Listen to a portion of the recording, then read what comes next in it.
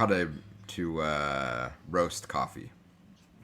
I've I've never had a bag of beans from Sweden that were like, that's not good, including ones that I shit you not had a hint of licorice in them. Is Because this the one where you told me the other day, like you have no clue because you can't read yeah, the packaging? I've got 5 bags of coffee from Sweden. I have no clue what they are. Literally, I can't read anything on them. Nice. So yeah. The Swedes even have a word for coffee culture. Oh, do Fika? they? Yeah, Fika? fika. I Yeah, you think it should look says it that up. on the bag, one of the bags. Yeah, it's a Isn't big that like coffee break or something like that? yeah, something like that. It's like the whole culture around basically just chilling at a coffee shop. Like just taking things slowly, enjoying life, savoring the cup. Yeah. It's the way to go, right? Fika. Interesting. Fika. All right. There we go. Anyway, I'm out of the I'm out of the Thai coffee. That went super quick. I probably overindulged on that, but yeah, Have to wait till next year. John brought me some coffee from Thailand, and it was like usually I try to like spread it out a bit, but it was so good. I made it until it was gone. So Nice. that's high praise. Well, that's What, good. what did you enjoy Yeah. most about it? It was well, so two things that I enjoy in coffee is like the range of flavors. And I used to think this was all nonsense listening to wine people talk about wine where they were like, it's almost like you licked a brick wall and next to a lavender field. I'm like, it tastes like gasoline. What are you talking about? But now I get it, right? Like once you start to like refine your palate for it, there's so many nuances of flavors. And so for me, coffees that are multi-dimensional and have, notes that are like, I don't know, dark fruits like deep red cherries or prunes or plums or things like that. I really like, and I also really like kind of the tobacco-y kind of flavors. So when I can taste like multiple notes in a coffee, it's really good. But the most important thing I look for is, I guess, roundness, like a perfect balance in the Mm. acidity. So it's not so acidic, but it's not so not acidic that it's just flat. That it's like just this perfect, almost velvety mouthfeel is the only way I could describe it. Like it just feels good in your mouth. And I'm a dork, so there you go. Creaminess. It Well, I is. mean, the The last couple creaminess. Yeah, episodes that's we've right. That's a good started, way. Good way to we've describe started it. with talking about coffee and the hobby around it and everything. Is there a particular bean or location that you prefer? No, No. I'm no South American, African, Pacific. I'll take it all. Yeah. For me it comes down to two things. One, the quality of the farmer. Like you can tell when you buy beans that it's coming from a farm that cares about the quality of the product versus a farm that just is trying to do huge transactions. Because when you care about quality, you have uniformity. There's no broken beans. There's no stones in there. Like it's just, it's just perfection. When you buy low end coffee, which I think you get a lot from Starbucks and like a lot of these places that roast and or that sell in huge volumes, are probably buying a slightly lower end bean. And you have broken beans, and sometimes you have pits in there, and sometimes you have like different sizes. And so to me, that there's something to be said about the process of really caring about growing and cultivating and aging the bean. And then I think that there is a lot that the roaster plays into it as well. So if you start with a really, really good bean, the nuance of the flavors and what did you say, John? The what did you Creaminess. the creaminess of the mouthfeel is often driven by the skill of the roaster. And again, most people, it's like, what do you mean? You just dump it in this thing and it gets hot and no, like it's an art form, and they have a lot of influence over what the final product tastes like. Yeah, So there like you I go. have a couple family members that like get like your standard grocery store coffee. And for me, I like getting even my everyday coffee from a local roaster. And just because it tastes so much better. Like you could taste the freshness, and I've had family members argue with me that coffee doesn't go stale. I'm like, it absolutely Oh, are you does. kidding me? If Yeah, we want to talk about the freshness and importance of that, we could have a whole conversation on that one. yeah, But again, it depends on what you're doing, right? Like, am I drinking a cup of freeze dried crystals? I don't know. I don't think it really matters, right? Like, are you having a pour over that's meant to like really highlight the specifics of the bean? Or you having an espresso that you're dumping, 9-to-1 ratio of milk on top of the espresso? It doesn't matter. It's going to cover up it anyway. So, if you're looking for the pureness of the brew, the age of the bean is critical. If you're using a freeze dried or you're dumping like mostly milk on it, it doesn't really matter because it covers it all up. yeah. Like when I first met my wife, like when she would get a cup of coffee, she would load it up with sugar and creamer and the flavored creamers, and I'm like, it's because you're not drinking it good. Yeah. Yeah, you're No, not that's drinking it, good right? coffee Yeah. because like I drink my coffee black. When I want like a special treat, I'll put a little bit of half and half in there. But at this point, I've gotten acclimated to drinking it black and not having to flavor it up at all because when you buy the right beans from the right roaster, the flavor's just right for you. Do you guys know that I have a friend that works in coffee analytics in Innsbruck? I think you may have mentioned that before. Yeah, my friend Paul. He lives in Innsbruck, Austria, and he works for a coffee analytics company where they have a software for roasters, for cultivators, that collects all this data and helps them analyze their crop and their yield and also the performance of the brews and how they're doing their different roasts. It's awesome. Anyway, yeah, he told me that. He's like, the real coffee snobs are into pour over right now because it's the purest form, and if you have the right ingredients of high quality product, really great roasting technique, and your pour technique when you create the pour overs, like, you literally don't need to add anything to it, and there's sweetness, there's roundness to it, there's the good mouth feel, but you have to have all of those things line up in order to make it taste right. you know a lot of variables, a lot of nuance. Not a very. Yeah. But coffee analytics, come on, how cool is that? I know. Like, I'm just trying to think about like what you could measure there. Oh my And god. If you saw my digital notebooks of the notes I take on the coffee I have, you would be like, dude, seriously, you gotta step away from the keyboard here. well, no, it for us for this podcast for us as a group, it always comes back to how you can measure what you could use to measure and to give me my segue into today's episode, the tools You that you can pre-planned use. all this, come on. I was really curious about the segue. Yeah, he goaded us into this conversation. Well, no, like just when you start talking coffee and then analytics, I'm like, oh, I can definitely give us a good, smooth, another pun, segue into our topic for today.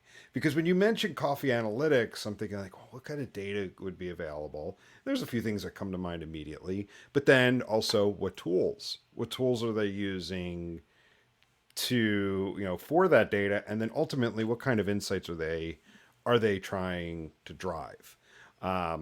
So today's topic, it's continuing with our current theme around running an analytics organization. And last week we talked about, or at least we started talking about self-service and what it means for an analytics team to offer self-service offerings to internal clients and whatnot. Today, I want to take it in a direction around the various tools that are available and various platforms are available. So this episode, this idea for this episode, came out of a conversation John and I were having, and we were starting to talk about this growing trend that we're starting to see, where users are being driven to not use the actual web analytics platforms, but to start moving into using tools like Power BI, Looker Studio, BigQuery, things like that. Because you're seeing this trend where organizations, and I mean, it's it's not a new trend, but I think people are finally figuring it out. Because for the longest time, and Jason, I'm going to use your joke of like the data lake house and this that. You heard all of these different ways of describing it: a data lake, a data this, a data that, big data. And for a while, everyone was just focused on just no matter how it looks, just get it into a centralized place. It feels like people have now taken the next step of not just bringing all of that data together. So if you're, say, an e-commerce retailer, bringing in your inventory data, your web analytics data, your financial data, your customer data, all of that into a central location, but modeling it so it can actually be used. It's not just there. Um, and so what you're seeing is a lot of teams moving to, okay, they have their web analytics platform, it's Adobe Analytics, GA4, whatnot. They may use that tool for some very basic reporting, basic analysis, but then they're being pushed to use those other tools that are combining the data. So it's a very long-winded intro.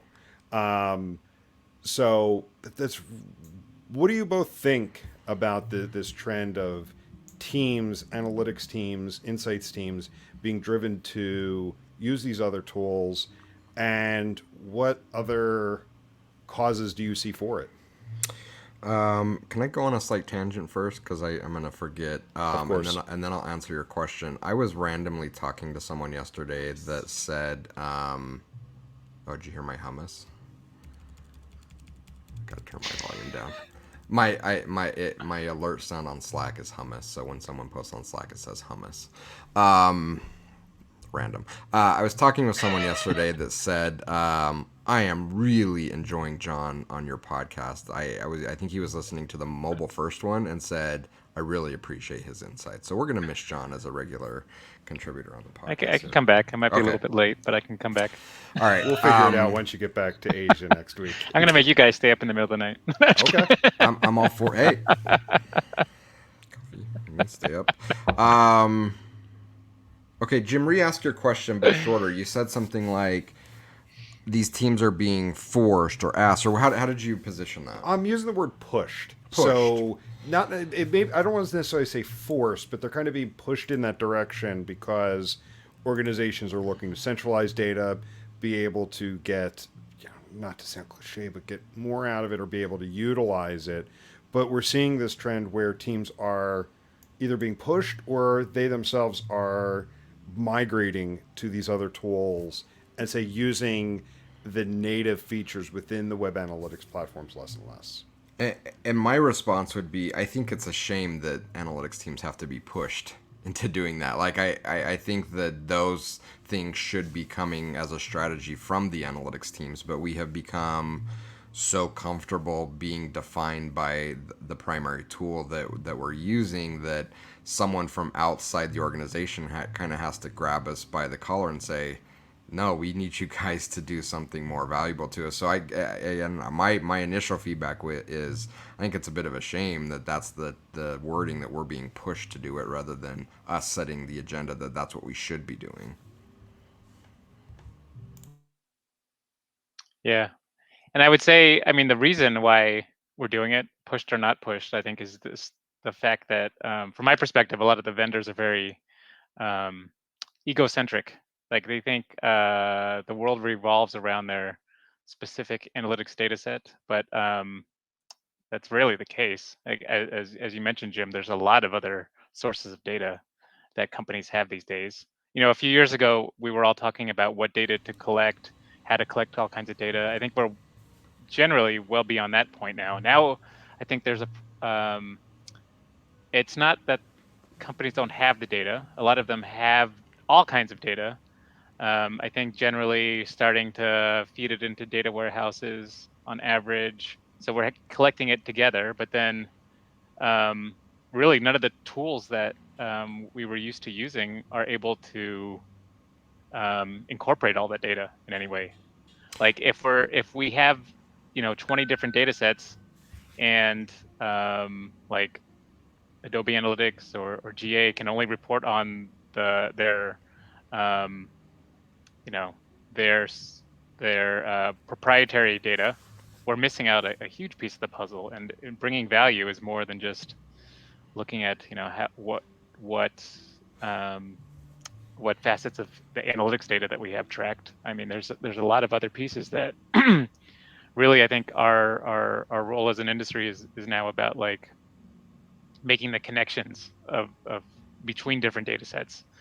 Um, and quite frankly, the the standard reporting options, although they've gotten much better, they're still very siloed. I feel like yeah, we can Hmm. slice and dice, the analytics data, but then what about other data sets? Yeah, they have some rudimentary ways to upload data, whether it's metadata or other things, but it's still very analytic centric. Whereas depending on what sort of analysis you're doing, sometimes analytics data isn't even the primary data source. Sometimes the analytics data is actually the metadata on top of something else, perhaps.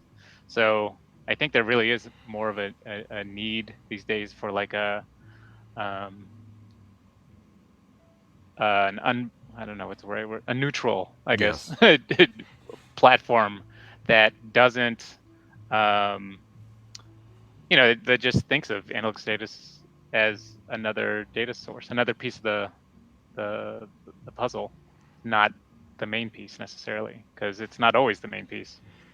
Yeah, and you called it out right. We have a very real technology challenge with these tools because it's not easy to do that. And I also think we have a very real people challenge, both culturally and skill wise, in that if we're talking kind of the digital space, we haven't been really focusing on those skills. So even if the tools supported it, we don't have a lot of people that have a traditional digital analytics background that even have the skills or ability to deal with that, number one. And number two, it's also culturally an issue because we tend to allow the tool to drive what we can produce, to the point that I have seen companies not only label their teams but their outputs as such, meaning, oh, here's our Adobe Analytics analysis. What does that even mean? Why aren't we doing an analysis of the customer, the conversion flow? No, this is our Adobe Analytics analysis. And so we've trained ourselves into that mentality that is going to be difficult to break, but we have to break it. We have to break out this mentality of, oh, I do analysis in Google. No, you should do an analysis, and Google is a tool or a source of data for what you're trying to solve for. Why are we artificially limiting the inputs into a problem that we're trying to solve? So I think that there's some issues there that we need to address. In our space or out of our space, John, or around this neutrality, have you seen tools that have tried to solve it? Like was Domo trying to solve that because they kind of tried to create all these connectors and bring it together, or not? Are there others out there that have been trying to solve it? Yeah, there's definitely, I think, a lot of vendors in the space. In full transparency, I'm not the biggest expert on Domo specifically. I do know vendors like Snowflake, for instance, a major cloud data warehouse uh, vendor has been very focused on being very open with different connectors and bringing that in. Um, I mean, there's a lot of vendors in very specific niches of the whole data pipeline space. So I mean, obviously the storage is one aspect, things like BigQuery, Snowflake, etc. But I think probably the tools that most analysts would be familiar with are probably the data visualization tools, such as what Jim was mentioning. So I mean, there we have the big ones are Power BI, Looker Studio, which is Google's, and Tableau, probably those three. Um, and I think even Looker Studio is generally pretty neutral in that regard. It doesn't really um, you know, there are some built-in connectors to the GA data, but it's not really biased in that way. In the fact that it treats all data sources equally. There's a lot of complexities with that because you really have to understand the data. Um, if you're slicing and dicing something in analytics workspace, like I mean, you can get into some trouble, but there's a lot of things that are just built in on the way analytics data works. But if you're using one of these, very neutral tools, you really have to understand the way the data works, because, like, for instance, users may not automatically be deduped depending on how you slice and dice. You may have to do some calculations on top of that. There's definitely some modeling involved, but really it is, yeah. I think those connections are kind of the the complexity of it, the blending of different data sources, and that's where the art comes in. I think up until recently, and even up to now, typically, I mean, there have been teams at many organizations that have been focused on this. I mean, typically it's been BI teams and data engineering teams. But I think what's missing, and what the analytics teams can really bring, is that understanding of the business, into being able to understand what makes sense, because there can be a million types of data that were a million different facets and dimensions. Um, Hopefully, a million is a little bit of an exaggeration, but maybe not. And there's many ways to, there's many pieces of data that may not be useful, may not be valuable at all. I think it does take someone with the purview of, like, an analytics background to really, and with the connection to the stakeholders and the business, to really help elevate what's valuable and what's not, what's junk, what's duplicative, um, what's nuanced, et cetera. Like, just to really, um, bring out the value. I think it's an exciting time to be an analyst, actually. If you, it's almost like where, I don't want to say there's a low bar, because it's very, it's a very high bar, I think, to be at this level. But there's a lot of potential to really extract data where we haven't. I mean, we've just been collecting data collectively. But we yeah. have, and I think that people that have kind of grown frustrated with that have voiced their frustration that we labeled ourselves pound measure, or measure, that our whole identity is about collecting stuff rather than actually activating and using that data. And I think we're at an exciting time where we have the opportunity to overcome that. The scary part is I think we've kind of passed our luxury of just being able to collect stuff. And I think the last 3 years have shown that businesses are like, if you're not going to be indispensable to the business and things get tough, we're probably going to have to cut here. And so it's both scary and exciting. I think the exciting part is we have the opportunity to do it, but we have to take serious action to get there and make it happen. But I think it's what most of us in the industry have been craving, because if we're just gathering data to gather data, when do we get that kind of fulfillment that we're actually doing something meaningful with it? And Speaking, yeah, if I yeah, might go ahead. interject, sorry. Yeah, I mean, jump like, in. I think, like, and we're still guilty of it as an industry. I mean, I think, and not to demean or or lower the importance of implementation or the technical aspect, but if you look at most of the content out there, it's still generally about implementation, and not really bringing value. I think, like, it's actually quite hard in many ways, because there's not many, like, documented case studies out there, and I think partially it's because every case is so individual to the organization. Yeah. Like, yeah, maybe everyone has a similar solution design from the analytics standpoint. Obviously differences on the business, but, like, internal data is completely different based on the organization, and just what's valuable and what's not. I mean, you have to go a lot deeper, I think, with the business, and understanding, what levers they have, what strategic initiatives are going on, to really understand what's important and what makes sense there. Does that uniqueness speak to the challenge of combining this data maybe from a neutral party standpoint? And the reason I asked the question is, and it's been 4 or 5 years, but we worked with 2 clients, and I'm just talking marketing data, not all data, just marketing data, where they were trying to combine all their marketing data sources into a central location. They couldn't find anything off the shelf, so they hired an agency to do it. The price tag was in the $2 to $3 million range to build it, and $600,000 a year to maintain it.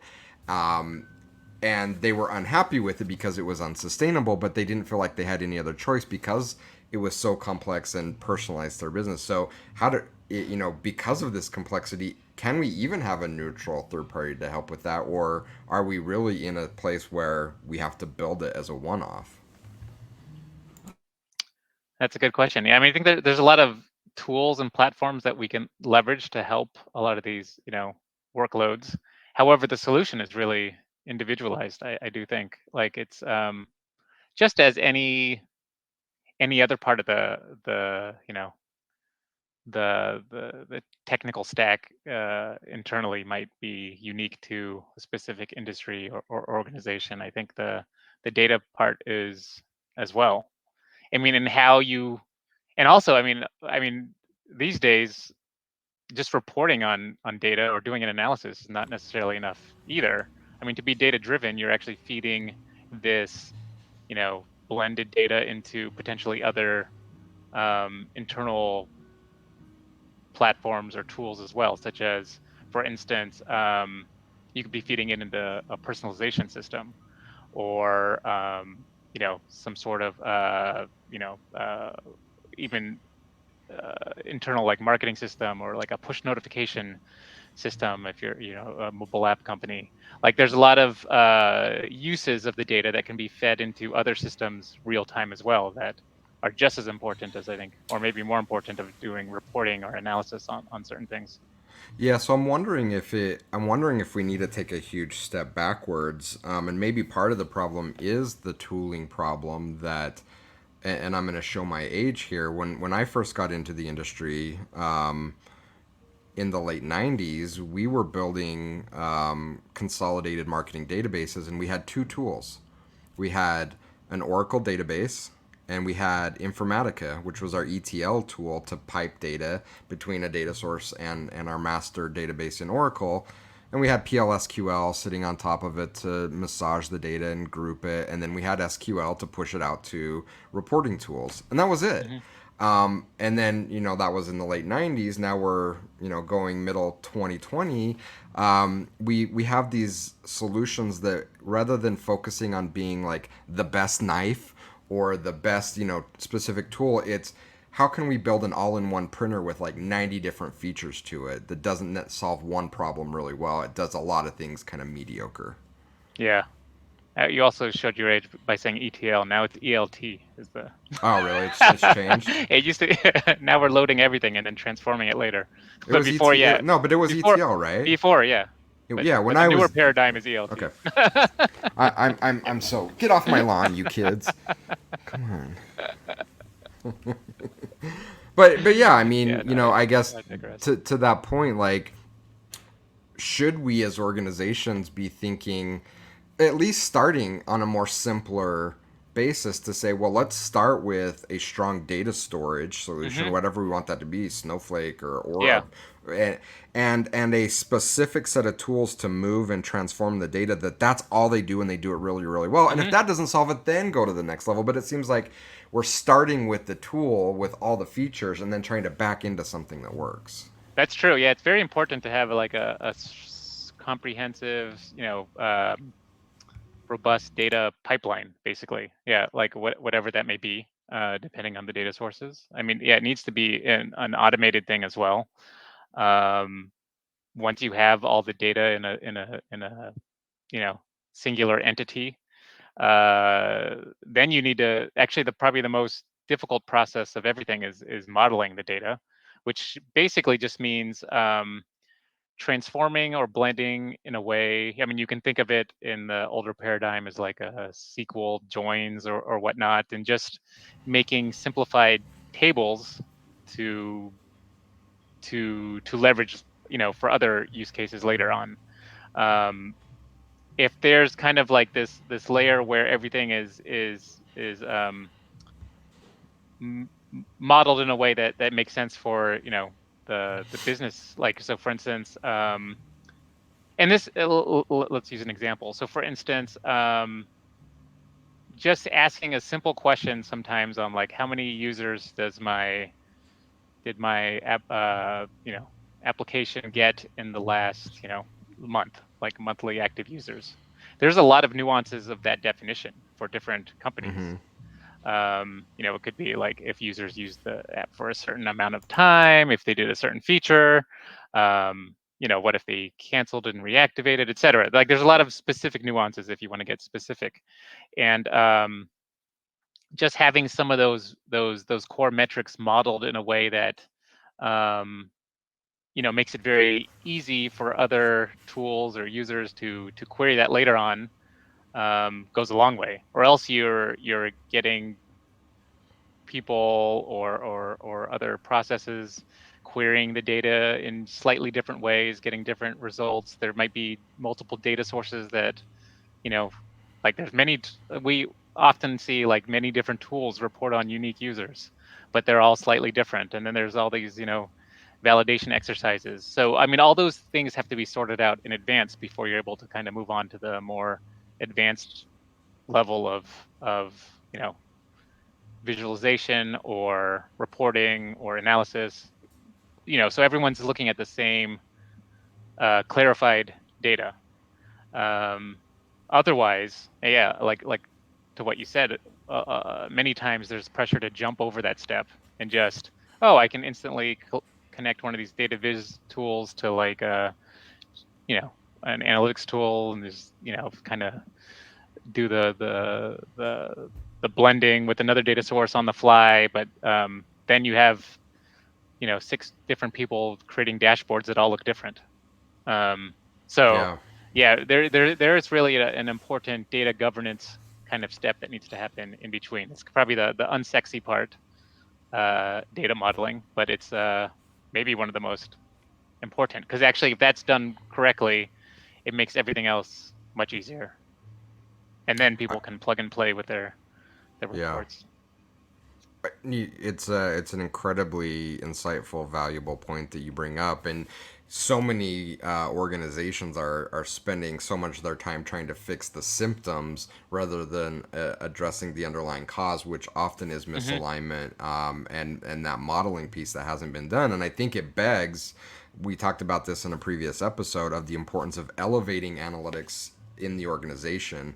I remember years ago we worked with a client that had 5 different definitions of a lead. Like, depending on which group you talked to, they defined a lead a different way. It was the same lead, but they all had different definitions to it, and so they were all talking about different numbers. And not only is it frustrating, it could be incredibly damaging and dangerous depending on how we're using that data, not to have that alignment on some of the most basic things that we're trying to measure as a business. Yeah, and as we described this too, I mean, it sounds like there's a lot of complexity involved, which is absolutely true, and there's probably a lot of resources necessary. That's why it's crazy to think that as you mentioned, one of the trends of analytics resources being cut, because that makes all of the projects and initiatives required to make this very valuable data-rich ecosystem work incredibly difficult with limited resources. Yeah. But yeah, we need to do a better job of selling the value of that. I think at the moment, without doing this, we have a lot of dirty data. There's a lot of questions on why do you need to track something else? We're not doing anything with the data. I mean, but it's one of those, I don't know, kind of a chicken and the egg thing where like to really get the true value today, you really need to kind of go beyond what we have been doing. Yeah. All right. So a comment, and then I have a question for you, John. Comment, having John on the podcast, I'm very self-conscious now about 2 things. One, I've noticed that I'm talking like my hands are all over the place when I'm talking. Like, okay, keep my hands to my side and just I haven't noticed that. Okay. And the second thing is John's pronunciation is really great, and it highlights that I fall victim to the Utah pronunciation of mashing everything together. So when John says something like it's important, I'm like, yeah, it's important. It's like everything kind of gets I'm going to try to be more precise in my pronunciation here. I have not noticed that at all. Now I'm going to be self-conscious about my pronunciation. And you're going to say, but you're up there and you're so zen in the mountain. I'm like, you mean the mountain? All All right, so my question to you is, let's take a very real world scenario that a lot of our listeners are in. So we own an Adobe Analytics. We have a robust implementation. We've got, structure built out in analysis workspace. And I'm listening to this. What am I thinking as an analyst? I'm like, should I even be using analysis workspace? Are you saying that first I should be working with some team, maybe it's our team, maybe it's another team, to combine all our data, and that's where I should start with my analysis? Or is there still inherent value in the reporting and analysis features in point specific products? I think the answer really depends, to be honest, because I think That's a it good depends analyst answer. how is the data being used. Like, are you in analysis workspace just to create dashboards that no one's looking at, or are you extracting data that's being leveraged by the teams internally to make marketing decisions, strategic decisions, product decisions, etc. If you would hope that people are making strategic decisions, but maybe those stakeholders are saying, "Oh, this would be very valuable if only it, but we're missing this piece of the puzzle. That we're missing like important data on the I don't know, the lifetime value of users or something." Then to make that valuable, you'll need to bring other data together, and maybe make something more robust. Or if if the initiative might be to power a personalization system or something, and maybe that system needs access to the data directly. I don't know. Does connecting to analysis workspace, is it possible? Is it feasible? Or does it need to be in a different kind of format, maybe in a database or something that's accessible via an API? So I think it just does depend. But I guess I would. My first question would be like, how is the data that you're currently reporting on, or the output of the analysis, how is it actually being used? Is it just like for a Monday meeting where everyone's like, okay, interesting, or is it like really used to drive some sort of decisions or feed into some other system? I think that's what it comes down to. And kind of going in back to your chicken and egg comment, how much of that answer to that question is the output of us historically being too narrow? I mean, so I come back and say, well, this is how we're using the data, but that answer is because we haven't been thinking broadly enough, so we've limited what we can do. So Yeah, and I think a lot of stakeholders have gotten used to the fact, from what I've seen too, sometimes where that they realize, maybe the analytics data is limited, has limitations, is nuanced, and everyone's kind of learned to live with that and be like, oh, it's nice, it's directional, which is true. I mean, all data is directional to some degree. Nothing's really 100% accurate, mostly, unless you're using back-end data. But I think there's things that we can do to help that. Sometimes analytics data says what happened, but not why it happened. There might be that those answers may exist somewhere else that we can start to tap into as well. So I think we might want to pose the question to stakeholders that are just using analytics data, like, what is the limitation here? Like, what else would we be able to add to this, to make it more valuable, and maybe think outside the analytics box for that, with any data, any kind of, data set, data source, etc., that might make it more valuable. I mean, I think that might help lead to some avenues that you might want to explore. Yeah. But yeah, I think we have all become very, to use your word, narrow, I guess, or kind of got tunnel vision now because we're just used to that, and comfortable being there. Yeah, but I think we could argue that the scope of what we track should be become all of data, Yeah. not just one. Well, I mean, we're limiting ourselves in a sense. So to that point, and in kind of keeping that in mind, I'm a director of digital analytics, and I come to you and say, I'm really worried about the viability of my job over the next 3 to 5 years, what Mhm. advice do you have for me in to think about how to, maybe pivot isn't the right word, but grow my organization to be a more meaningful member of the organization and be indispensable for what we provide for the business? I think the first thing would be to learn more about the other data internally at the organization. It surprises me how many analytics teams have no idea what the BI team at their company is doing. Like it baffles me why these are separate teams sometimes. And I realize maybe for political or whatever reason sometimes, but to me, it makes sense to be very close with the BI team and the data engineering teams for that matter. If your analytics and just not being close to what's in what data is being tracked, it's just I feel like you're kind of shutting yourself out to the possibilities of what you could do. Um, I think just collaborating with the other.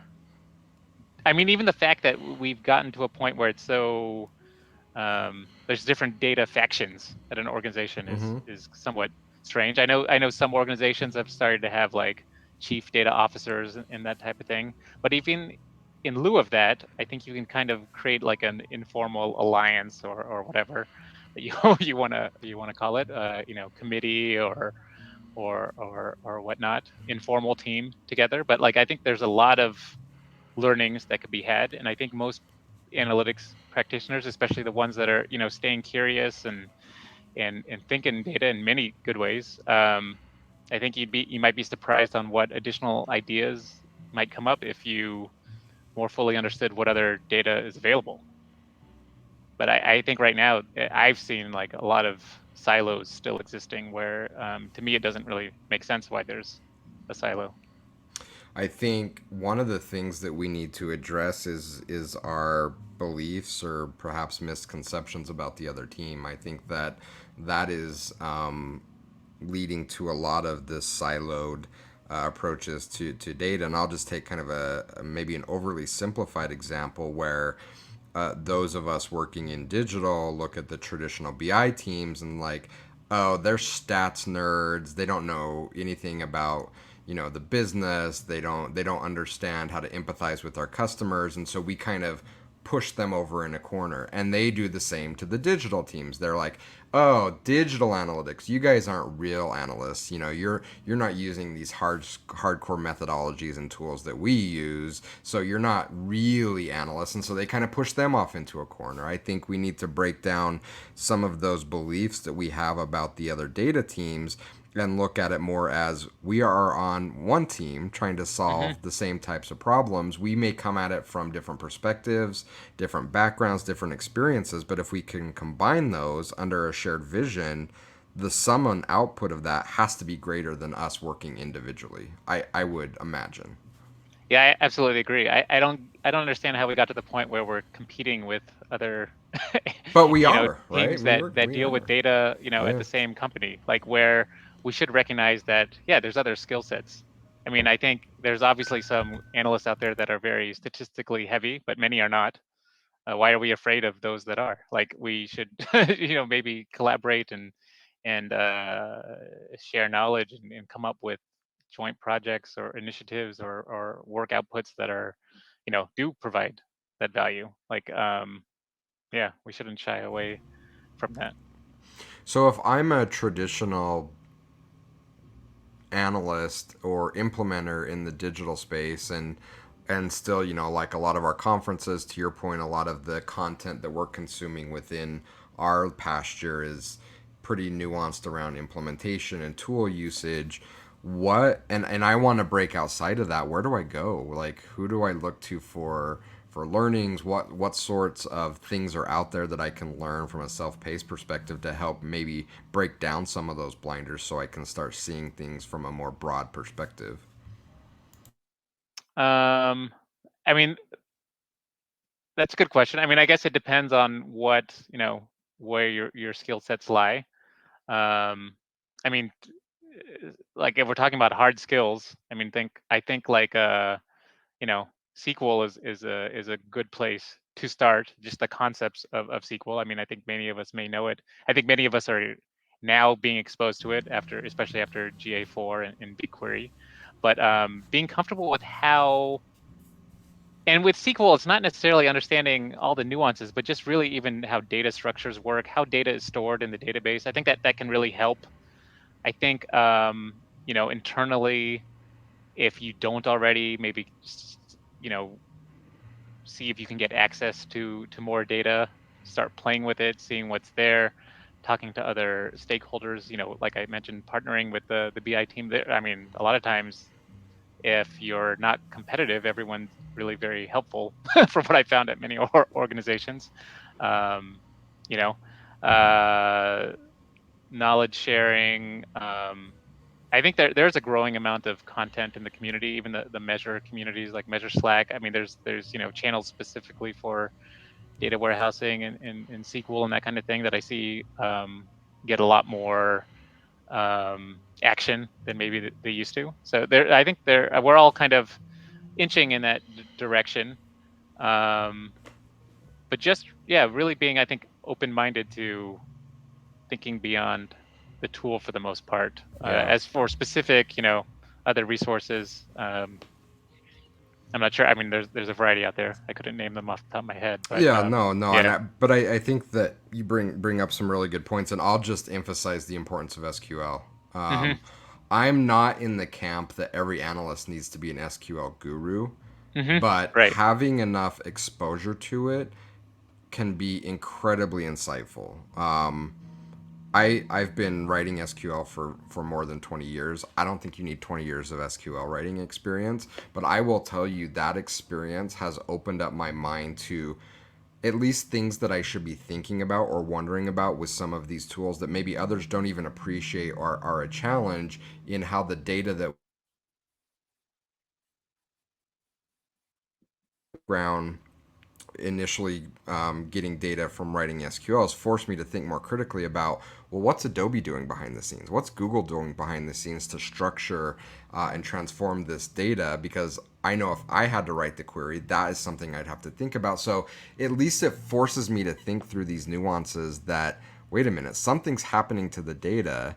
And if I don't at least have some kind of understanding of how it's structured or transformed, I could be drawing conclusions that are giving the wrong insights to my stakeholders. So, again, just some like intro into SQL to force yourself to think more about how data is structured and transformed based Mm-hmm. on how you ask it to be returned or how you're telling it to be inserted can be incredibly valuable to an analyst. Yeah, and if for no other reason, I think the other aspect is just with the privacy-aware world that we're living in. And more, there's I think a lot of companies are more averse, or not averse, like more likely to want to keep their data internally as well than just keep everything on the cloud. So, or with a vendor. So I think just that is another reason just to get more familiar with SQL too, just to be able to access the data that exists. And it could be very surprising what's available.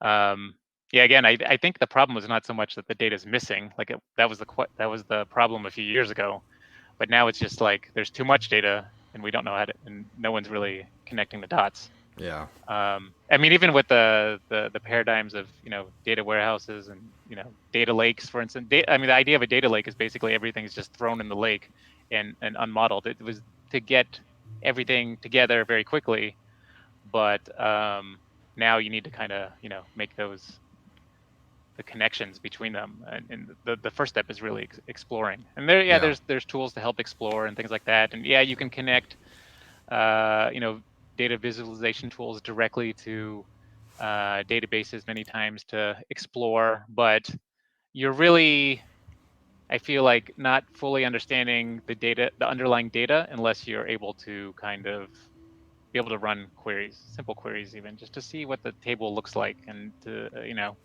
um, really internalize that to be able to get the most value out of it. And let's It's very make interesting. and let's make copies of databases so that we can do that, so we don't have the fear of Jason taking down the production database, writing a really bad query. Oh yeah, I mean, there should be there should be Lesson yeah, learned. reporting only kind of things. Yeah. Hopefully we're not querying the operational the Yeah. transactional database, but Yeah. yeah, in some reporting databases. But I mean it's a huge I mean I think for many of us it might be, you know, an exciting endeavor into to deeper skills. And I think Yeah. also another analogy is like I think just like when you're talking about the importance of SQL for an analyst, it's similar to I think like how a technical analytics implementation specialist might know JavaScript. You know, it's just like you Hmm. don't need to know everything about Right. JavaScript, but it definitely helps you get a lot deeper. Yeah, for sure. All right, Jim, you're gonna have to wrap us up, otherwise we can keep going for a couple more hours. Could be So a whole Yeah. series. yeah. So to start wrapping us up, there's two questions I want to ask both of you. Um, are there things that people are not thinking about when it comes to this? So maybe another way to think of it too is like, what are the pitfalls people are going to run into if they rush into this? Like if they listen to this episode and are like, yeah, we absolutely need to grow our team. We need to expand our team and move into this kind of setup. What what are they maybe not thinking about, or what have you seen other organizations not think about? Well, I think just the historical challenge we've had is that we've tended to get the order of operations backwards. So to John's point, rather than understanding what we're trying to solve for and then modeling a solution for that and then plugging in the right resources and tooling to make that happen, we start with the tooling and then figure out how to plug everything into it and then figure out how to model and then figure out what we're trying to solve for. I think that that's a very real risk, especially if we see more and more SaaS vendors jump into the space with their marketing and sales tactics to push organizations to think tool first. I think that's one of the biggest threats is not going through the proper design, modeling, thinking process before selecting the things that we want to solve the problems that we don't even know what we're trying to solve first. Yeah, absolutely. I mean, I think if you look at a lot of the big tech companies, and I know they're probably not a good model for many companies, but I mean, a lot of them are not are using their homegrown analytics solutions because basically the vendors don't are limited in terms of being able to encapsulate all the data necessary Yeah. for their use cases. Yeah, that's an important thing. I think another technical consideration maybe if you are thinking of bridging data together is you know, I said maybe not talk about implementation too much, but you probably want to think about common identifiers that work between systems. So for instance, if you have a content-driven site and there's a CMS database that might, you know, every piece of content has you know, an identifier. Maybe that identifier should also be passed into analytics tool too, just so you know you get some of these keys that are able to make it a lot easier down the road to join data together. Such a great point, and one that's often mislooked, not looked at, not seen, overlooked. Overlooked. Hmm. Yeah, Yeah, Overlooked, for sure. yeah. totally. And then one last question, and this is maybe to play a bit more of the devil's advocate with us, because like where we started this conversation was, um, you know, looking at teams that are typically focused using a tool, and you know maybe they're either seeing the need to do it themselves or they're being pushed to use some of these other tools like Power BI or Tableau. Do you see a risk in turning the analytics platform into a glorified and very expensive data collection pixel? Well, I think that's the direction they're going. If I'm looking at Google and Adobe, it feels like that's the direction they're going, but I could be wrong. I mean, I'm definitely hearing that with GA4. When we were at the Marketing Analytics Summit last month, talking to a few GA folks, you know, a lot of the issues with GA4 seem to really be focused around the UI itself, and most people are like, that's because like they were focused on the data set and building for that, and then the UI came second.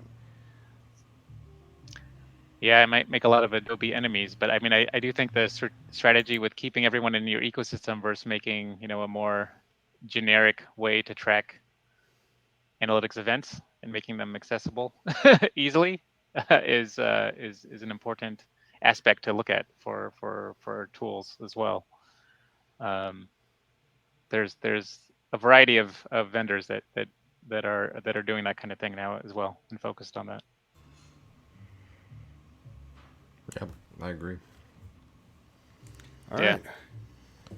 right. Well, cool. This was a great episode.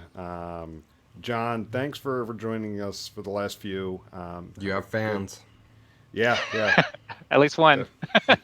No. I know of at least two.